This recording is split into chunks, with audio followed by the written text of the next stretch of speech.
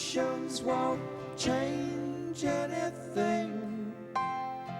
Won't bring back the king. Can't stop the surf from rolling in.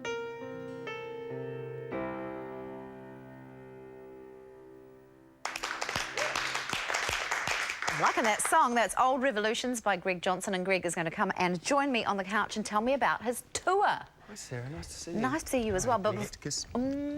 Before we get to the tour, let's talk about Bluff, because I was lucky enough to hear you sing down at the Bluff Oyster Festival Yeah, weren't we this lucky weekend. to be there? That was so great. And how about the weather?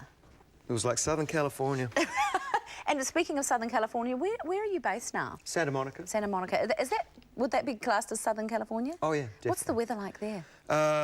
You know, it's pretty perfect a lot of the time. It never rains in California. Actually, the last couple of years it's rained a bit more than it should, but yeah, it's not bad.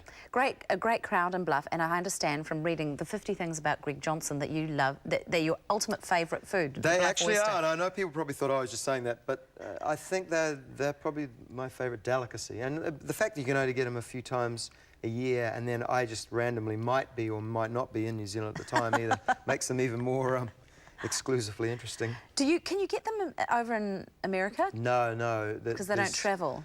I don't know. I'm sure even in fancy sushi, I've never seen them, so...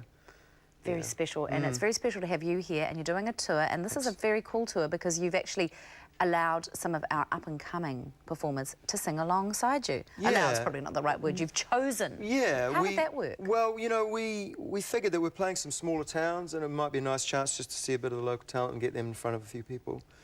And so we just had a Dropbox on my website where people could throw a song up, and we just chose the ones we thought would suit the best. And there was some great talent out there. You know, it's always exciting to see what's up and coming. Did you want people who were just starting out? You didn't want established actors? Well, there was a limit to it. I mean, a lot of the kids that put music up were plainly not yet ready to play in front of a largish crowd of drinking, swilling people on a Saturday night. And you know, you don't want to kind of put people through the fear too early. But there were also a lot of kids that were sort of at that stage where they were probably just getting to a professional level and, you know, probably could use the little exposure in that, so... So the Small Towns and Ball Gowns tour is taking off. Why did you call... I understand the small town. What's the ball gown? Are you going to dress up? Actually, you know what? It's in relation to a song... No, I'm not. It was in relation to a tune I had off of an album called Vine Street Stories, which was called Ball Gowns and Small Towns. So it's a bit of it's probably a bit of a sort of super fan joke, that one. You'd have to... It's catchy, though. Yeah. I'll tell you what else is catchy, that song you just played, Old Revolutions, and I was thinking, gosh, that must be the new single. And when I was just chatting to you before, you said that's... Like, the whole industry's changed. There's not sort of new singles anymore, because that used to be the way you would... Yeah, there are. I just think on the radio. In terms of fashion, I mean, it goes up and down. Right now, singer-songwriters not in at a radio level, I don't think. I mean, it's more... it's a very pop, very Lady Gaga-ish kind of time, I think. And so, you know, it comes swings and roundabouts, but... So what does that mean for you as a singer-songwriter? Well, and your livelihood? It comes and goes, you know. I rely on touring and songwriting and publishing. That keeps me going, but... So you songwrite for other people, is that what you're saying? Yeah, we do. We do a lot of co-writing. We write music to commission sometimes as well for various projects. I've got a studio that I run, a little studio, and that's what we do during the day.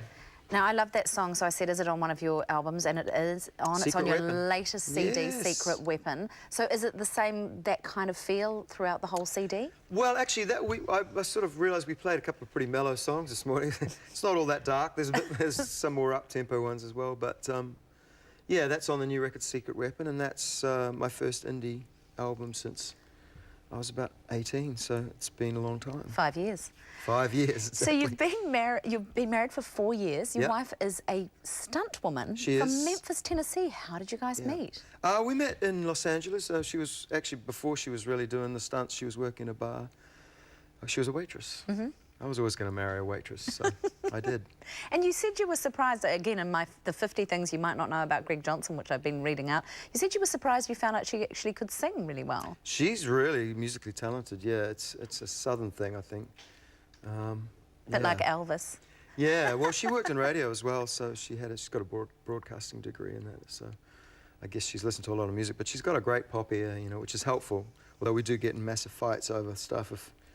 If she doesn't like it, I get resentful. Is that right? So you mentioned also that you can do any jazz standard, but you can't do a rock and roll standard. If someone asked you to do a cover or something. Well, I'm not sure that that's true either, but no, I don't do a lot. So I shouldn't trust anything I read. No, don't believe the publicity. Yeah, well, I used to sing a lot of jazz when I was a kid. I used to sing a lot of jazz standards. But I never was really a cover musician. I always did my own thing. I figured the whole rest of the world can play everyone else's songs, but only I'll play mine for the time being, so. Well, you've had such longevity with it, and you've done so well in the US. Is it as hard as everyone thinks? Oh, it's impossibly difficult, actually, up there at the moment, I think, to be honest. It's. You mean at the moment it's a bit... I think it's always been very difficult, but yeah, it's so much money involved to break through that it just becomes, it's more like corporate business than it is art at that stage. It gets it's messy, yeah. Is that why you like to come to New Zealand and do these tours and sort of get back down to your roots? Absolutely. I mean, I'm lucky. I can't tour on this sort of level in the US at all. I mean, I can do a few shows here and there, but in New Zealand we get to control the show and we have, you know, good crowds and it's fun. Well, it's fun to have you here on the show, and it was great to see you perform down in Bluff, and I'm lucky enough to get to see you perform today as well. So thanks so much for joining us. Well, cheers. And for more details on Greg's tour, you can head to our website. It starts this Thursday in Whangarei. But just ahead,